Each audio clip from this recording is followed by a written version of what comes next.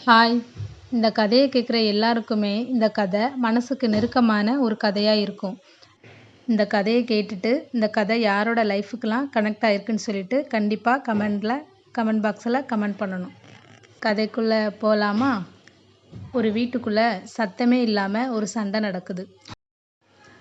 யாரும் கத்துற சத்தமும் கேட்கல, யாரும் அழுகுற சத்தமும் கேட்கல.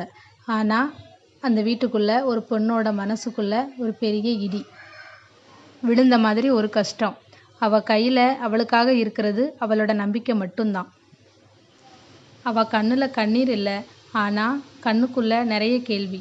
நான் என்ன தப்பு பண்ணேன் அப்படின்னு அவ கண்ணுலயே நிறைய கேள்வி. அவளுக்கு பின்னால ஒரு ஆண் நிக்கிறான். அவனும் முகத்தை திருப்பிக்கிட்டு நிக்கிறான். ஆனா கோபமா இல்ல. அவனுக்கும் சொல்லத் தெரியாத ஒரு வலி. அவனோட மனசுலயும் ஒரு வலி இருக்கு. அவன் நினைக்கிறான், நான் பேசுனா சண்டை பெருசாயிடும் அப்படின்னு. அவ நினைக்கிறா, அவன் பேசலைன்னா நான் தப்பானவளா, என்னை பிடிக்கலையா அப்படின்னு அவ நினைக்கிறா. இங்க இதுதான் பிரச்சனை. 2 பேருக்கும் இடையில சண்டையும் இல்லை, ஆனா புரிதலும் இல்லை. இந்த உறவு உடைய காரணம் வேற யாரும் இல்லை, மௌனம்தான். நீ பேச மாட்ட, நீ புரிஞ்சுக்க மாட்டியா அப்படின்னு 2 பேருமே மனசுக்குள்ள தான் பேசிக்கிறாங்க. வாயிலிருந்து வார்த்தை வரவே மாட்டேங்குது. அவ தினமும் கடவுள்கிட்ட கேட்குறா, நான் நல்ல மனைவி தானே அப்படின்னு சொல்லி. அவன் தினமும் தனக்குள்ளே கேட்டுக்கிறான், நான் நல்ல கணவன் தானே அப்படின்னு. ஆனா இந்த 2 கேள்விகளுக்குமே ஒரே ஒரு பதில் தான்.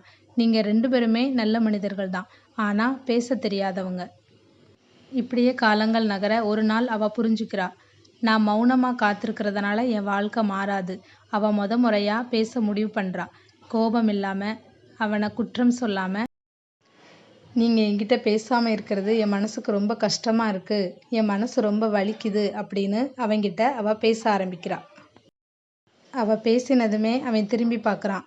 அந்த ஒரு நொடியிலே அவனுக்கு புரிஞ்சிருச்சு, அவ என்னோட எதிரி இல்ல, அவ என்னோட துணை அப்படின்ற விஷயம்.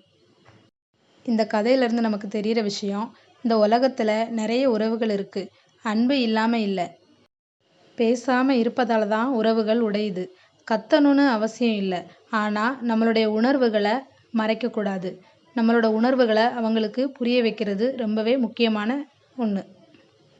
சண்டையை விட மௌனம்தான் உறவுகளை அதிகமாக காயப்படுத்துது. இந்த வீடியோ உங்களுக்கு பிடிச்சிருக்குன்னு நான் நம்புகிறேன். இந்த வீடியோ பிடிச்சிருந்தா லைக் பண்ணுங்கள், ஷேர் பண்ணுங்கள். இந்த மாதிரி வீடியோஸ்க்கு நம்ம சேனலை சப்ஸ்கிரைப் பண்ணிக்கோங்க. இன்னொரு கதையோட இன்னொரு வீடியோவில் சந்திக்கலாம். அனைவருக்கும் நன்றி.